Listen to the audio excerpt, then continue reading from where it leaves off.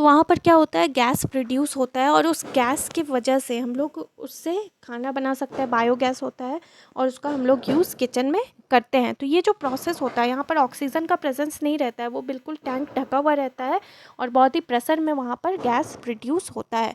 तो इसको हम लोग एनएरोबिक डाउनवर्ड ब्रेकडाउन ऑफ बायोसेल भी बोल सकते हैं। तो इसका जो सही ऑप्शन होना चाहिए वो ऑप्शन नंबर 4 होना चाहिए, बोथ 2 एंड 3, क्योंकि इसमें मिथेनोजेनस मीथेन गैस तो निकलता है, साथ में ये विदाउट एयर के प्रेजेंस में वहाँ पर गैस बनता है। तो इसीलिए ये एनएरोबिक ब्रेकडाउन है, एरोबिक ब्रेकडाउन नहीं है बायोगैस वाला जो प्रोसेस है। So next question is question number 92. Which vitamins is essential for blood coagulation? मतलब कि ब्लड जो खून है उसका थक्का जमाने के लिए, उसको रोकने के लिए कौन सा विटामिन यूज़फुल होता है, किस विटामिन की वजह से हमारे जो ब्लड में कोएगुलेशन होता है। तो वैसे तो प्लेटलेट्स के वजह से कोएगुलेशन होता है, लेकिन उसमें कौन सा विटामिन होता है, ये होता है विटामिन के। विटामिन के की वजह से ही हमारे ब्लड में कोएगुलेशन होता है। तो इसका जो सही ऑप्शन आंसर है वो ऑप्शन नंबर 2 है। जबकि अगर आप लोग आंसर की में ट्राई कीजिएगा तो वहाँ पर देखिएगा कि ऑप्शन नंबर 3 दिया हुआ है विटामिन डी। तो विटामिन डी तो बिल्कुल भी नहीं हो सकता है, वो ब्लड का थक्का बना ही नहीं सकता है, बट ब्लड को जमा कर ही नहीं सकता है। तो जो ब्लड को जमाता है, जो कोएगुलेट करता है, वो है विटामिन के। So question number 95, energy इंटर्स in an ecosystem through. तो किसी भी इकोसिस्टम में एनर्जी कैसे इंटर करता है। तो यहाँ पर कभी भी आप लोग देखिएगा प्राइमरी होता है, फिर सेकेंडरी होता है, टर्शरी होता है। तो जब हम लोग प्राइमरी में जाते हैं तो basically they are the producer one, that is plant. जितने भी प्लांट होते हैं वो किस में आते हैं, प्राइमरी प्रोड्यूसर में आते हैं। सेकेंड वन इज सेकेंडरी में कौन कौन से जानवर आते हैं, जो जानवर इस प्राइमरी प्रोडक्ट्स को खाते हैं, जैसे हिरन हो गया, वो सारे चीज़ हो गए। और फिर जो हिरन को खाते हैं जैसे शेर, बाघ, ये सब किस में, अपर वाले में आ जाते हैं, टर्सरी प्रोडक्ट्स में आ जाते हैं। तो यहाँ पर बोला जा रहा है कि इकोसिस्टम को एनर्जी कौन प्रोवाइड करता है। तो अगर हम लोग देखें तो इकोसिस्टम को डायरेक्टली सन एनर्जी प्रोवाइड करता है, लेकिन यहाँ पर सन तो बिल्कुल भी ऑप्शन में नहीं है। तो सन से जो एनर्जी लेते हैं वो कौन लेते हैं, सन से एनर्जी लेते हैं प्लांट्स एंड ट्रीज़। तो ये सारे जो प्लांट और ट्री करते हैं वो अपना जो खाना है वो लोग स्वयं सिंथेसिस करते हैं, फोटोसिंथेसिस करके बनाते हैं। तो इसमें जो इकोसिस्टम में एनर्जी इंटर करवाते हैं वो कौन करते हैं, प्राइमरी प्रोड्यूसर। तो इसका जो सही आंसर होना चाहिए वो होना चाहिए ऑप्शन नंबर 3, प्राइमरी प्रोड्यूसर। जबकि आंसर की में जब आप लोग आंसर चेक कीजिएगा तो इसमें दिया हुआ है decomposer. So this is question number 97। तो क्वेश्चन नंबर 97 में आप लोग देख सकते हैं कि इसमें जो ऑप्शन सही बोला गया है कि किस तरीके से रेडियो वेव ट्रांसमिट होता है, तो इसका ऑप्शन नंबर 1 दिया हुआ है सही answer. So this is option number 1, इसमें सही आंसर दिया हुआ है। लेकिन अगर आप लोग इसको पढ़े ऑप्शन 1 और 2 में, तो सी डी ई दोनों में सेम है। तो ए और बी में जो अलग अलग किया गया है, तो पहले में बोला जा रहा है कि आंसर बी पहले होना चाहिए। लेकिन यहाँ पर जब आप लोग ए और बी को पढ़िएगा तो ए नंबर में दिया हुआ है the sound and image are converted into electric signal and signal are used to modulate a carrier wave. तो ए और बी को पढ़ने से ये लग रहा है कि पहले जो है साउंड और इमेज तो यहाँ पर होना नहीं चाहिए, वैसे रेडियो वेव में सिर्फ साउंड ट्रैवल करता है। तो sound wave are converted into electric signal, तो पहला ए नंबर ये होना चाहिए। और signal are use to modulate a carrier wave. तो सबसे पहले तो साउंड जो हम लोग बोल रहे हैं उसको वो कन्वर्ट करेगा इलेक्ट्रिक सिग्नल में, तब जाके हम लोग उसको मॉड्यूलेट कर सकते हैं। जो भी फिजिक्स के स्टूडेंट है they can understand it very better that कि कोई साउंड है हम लोग जो बोल रहे हैं, जैसे कि मैं बोल रही हूँ, तो मेरा जो साउंड है वो पहले इलेक्ट्रिक सिग्नल में कन्वर्ट होगा, तभी जाके वो डिवाइस में इंटर करेगा। तो इलेक्ट्रिक सिग्नल में पहले इसको कन्वर्ट होना चाहिए, उसके बाद जो सिग्नल में कन्वर्ट हो गया, फिर बी नंबर में लिखा हुआ है signal are use to modulate a carrier wave. तो मेरा जो वॉइस है उसका पिच बहुत कम है, अगर हम लोग इसको आगे बढ़ाना चाहते हैं तो हो सकता है कुछ दूर पे जाके ये वैनिश कर जाए, आप तक ना पहुँचे। तो आप तक पहुँचाने के लिए हम लोग क्या करते हैं, इस पर कैरियर वेव को मॉड्यूलेट करते हैं, कैरियर वेव पर चढ़ाते हैं, जिसका कि एम्पलीट्यूड क्या होता है, बहुत ज़्यादा होता है। तो अगर हम लोग एम्पलीट्यूड ज़्यादा वाले वेव पे अगर हम लोग इसको चढ़ा देते हैं, जो मेरा साउंड है उस पर, तो आप लोगों तक पहुँचते पहुँचते ये वैनिश नहीं होगा और आप लोगों पर अच्छे तरीके से पहुँच जाएगा और वैसे ही सुनाई देगा जैसा कि हम यहाँ पर बोल रहे हैं। तो इसलिए पहले तो साउंड वेव को इलेक्ट्रिक सिग्नल में कन्वर्ट किया जाता है और उसके बाद फिर सिग्नल जो होते हैं उनको मॉड्यूलेट किया जाता है, करियर वेव पे चढ़ाया जाता है। तो इसका जो सही आंसर होना चाहिए ऑप्शन नंबर 2 होना चाहिए। पहले ए होना चाहिए और उसके बाद बी होना चाहिए। तो option number 2 is the right. So this is question number 98। तो इसमें क्या बताया गया है, first photo autotroph which help in evolution of O2, मतलब कि ऑक्सीजन के इवोल्यूशन में कौन सा ऐसा ऑटोट्रॉप्स है जिसका कि हेल्प सबसे पहले लिया गया था, या सबसे पहले उसी की वजह से यहाँ पर हम लोग बोल सकते हैं कि ऑक्सीजन आया पृथ्वी पे, अर्थ पे। तो यहाँ पर जो ऑप्शन आंसर की में आप लोग देखिएगा वो रिकेट्सिया है, रिकेट्सिया।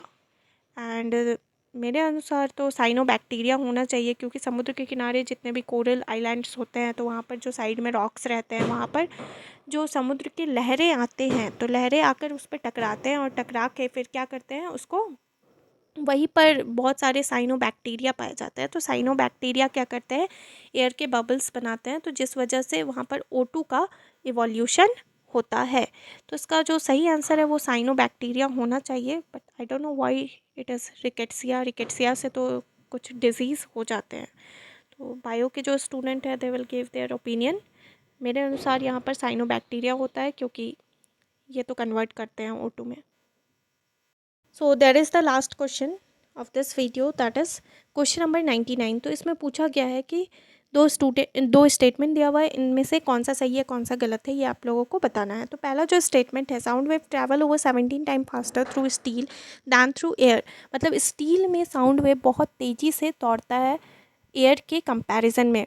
एयर से ज़्यादा हम लोग साउंड वेव को स्टील में अच्छे तरीके से फास्टर ट्रैवल करते हुए पाते हैं। ये है पहला स्टेटमेंट। दूसरा स्टेटमेंट है, molecules in a solid medium are much closer through than those in a liquid or a gas. अगर हम लोग लिक्विड और गैस को देखते हैं तो लिक्विड और गैस के कंपैरिजन में सॉलिड का जो मॉलिक्यूल्स है वो मच क्लोज़र रहता है, ज़्यादा क्लोज़र रहता है एक दूसरे से। तो ये भी बिल्कुल सही है कि सॉलिड में जो मॉलिक्यूल्स होते हैं एक दूसरे के बहुत ही क्लोज़र रहते हैं, इस वजह से उनका इंटरमॉलिक्यूलर फोर्स भी ज़्यादा होता है। तो अगर हम लोग वाटर और एयर को देखेंगे तो उसमें उतना ज़्यादा क्लोज़र नहीं रहता है, इसीलिए वो वीक इंटरेक्शन के रहते हैं और वो सेपरेट कर सकते हैं हम लोग उसको आसानी से, जबकि सॉलिड को आसानी से सेपरेट नहीं कर सकते हैं। तो यहाँ पर जो अब आप लोग आंसर की को देखिएगा तो आंसर की में जो आंसर दिया हुआ है वो है option number 4, that is statement 1 is incorrect but 2 is correct. तो 2 तो चलिए करेक्ट है यहाँ पर, क्योंकि सॉलिड का मॉलिक्यूल्स एक दूसरे के ज़्यादा नज़दीक रहता है इसीलिए वो बहुत टाइट रहता है, मजबूत रहता है।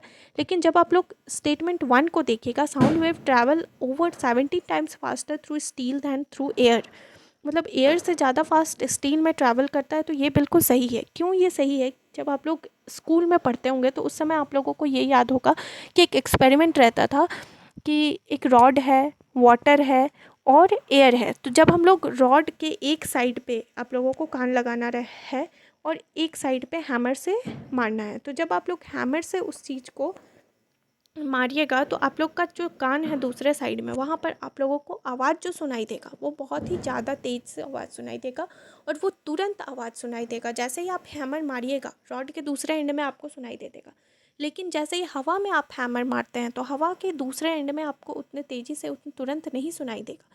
तो इस एक्सपेरिमेंट से हम लोगों को ये पता चलता था कि sound can travel in solid more than faster air and liquid.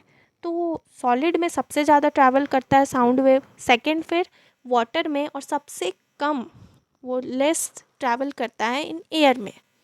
तो फास्टर जो ट्रैवल करता है वो किस में करता है, वो सॉलिड में करता है। तो इसका जो फर्स्ट स्टेटमेंट दिया हुआ है कि स्टील में 70 टाइम फास्टर करता है, तो ये बिल्कुल भी सही आंसर होना चाहिए। तो मेरे अनुसार यहाँ पर ऑप्शन नंबर 1 सही होना चाहिए।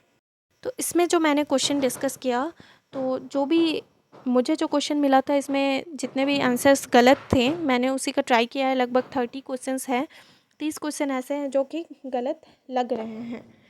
बाकी अगर और भी क्वेश्चंस है जो आप लोगों को लगता है गलत है तो आप लोग कमेंट सेक्शन में बिल्कुल बताएं। और इसका जो लास्ट डेट है आप लोगों को क्वेश्चन आंसर की का ऑब्जेक्शन के लिए, ये है 5 सितंबर, ये 5 नवंबर, मतलब कि कल लास्ट डेट है इसका। और 7 बजे शाम से पहले ही आप लोगों को अपना अपलोड कर देना है जो भी आप लोगों का ऑब्जेक्शन है, जो भी आप लोगों को लगता है कि सही आंसर होना चाहिए, 7 बजे से पहले अपलोड कर देना है। और इसका जो पेमेंट है पर क्वेश्चन 200 रुपीज़ है। और ये बिल्कुल आप लोग रात के 11:50 तक पेमेंट कर सकते हैं। पेमेंट के लिए 11:50 तक कल का टाइम है। पर ऑब्जेक्शन के लिए आप लोगों को 7 बजे तक अपने आंसर को जाकर साइट पे, जहाँ पर भी ऑप्शन में आप लोगों को ऑब्जेक्शन करना है, वहाँ पर ऑप्शन करेक्ट करके और आपको सेव कर देना है। सेव जब तक नहीं कीजिएगा 7 बजे तक, तो 7 बजे के बाद फिर आप लोग इसको नहीं कर सकते हैं। तो देखिए आप लोगों को क्या लगता है। वैसे तो पर क्वेश्चन 200 लेना काफ़ी ज़्यादा है, ऐसा तो एनटीए को नहीं करना चाहिए था। बट जैसा कि आप लोग देख भी पा रहे हैं कि आंसर भी बहुत सारे गलत है, इतना ज़्यादा हाई अमाउंट में आंसर गलत है। तो आप लोग एक काम कर सकते हैं कि कई सारे ग्रुप्स बना सकते हैं अपने फ्रेंड सर्कल में, जिनको भी जानते हैं कि वो सारे दे रहे हैं साइंस के बीएड में एग्ज़ाम। तो आप 5 क्वेश्चन कीजिए, वो 5 क्वेश्चन करेंगे। इस टाइप से अगर करते हैं तो फिर आप लोगों को कॉस्ट कम लग सकता है। तो आप लोगों को जो भी आंसर सही लग रहा है या गलत लग रहा है, जो कुछ भी लग रहा है, आप लोग कमेंट में बता सकते हैं।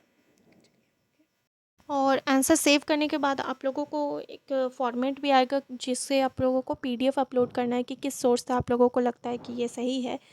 तो उसमें आप लोगों को जो भी सोर्स मिलता है उस सोर्स का यूज़ करके उसमें पीडीएफ अपलोड कर सकते हैं कि हाँ, मुझे इस सोर्स से पता चला है कि ये इसका आंसर ये होना चाहिए। नहीं होगा तो अगर लास्ट में आप लोग उतने सारे अगर अलग अलग चीज़ है, अलग अलग के पीडीएफ नहीं अपलोड कर सकते हैं, तो उसमें आप लोग एक पेज में लिख कर आपका जो भी स्टेटमेंट होगा, किस तरीके से वो बनना चाहिए, वो फार्मूला, वो सारा चीज़ लिख कर एक पेज में अच्छे तरीके से क्वेश्चन नंबर के साथ, ऑप्शन के साथ अच्छे तरीके से एक्सप्लेन करके उस पेज का पीडीएफ बना के फिर आप लोग डाल सकते हैं। बट सम अदर अगर कुछ लिंक है, जैसे कि आप लोग सर्च कर रहे हैं गूगल में, तो गूगल में भी कुछ लिंक होगा, तो उस लिंक पर भी जाकर आप लोग उस लिंक को भी वहाँ पर रेफरेंस में दे सकते हैं कि हाँ, मुझे इस लिंक से, इस साइट से हम लोगों को पता चला है कि हाँ, यहाँ पर ये आंसर होना चाहिए।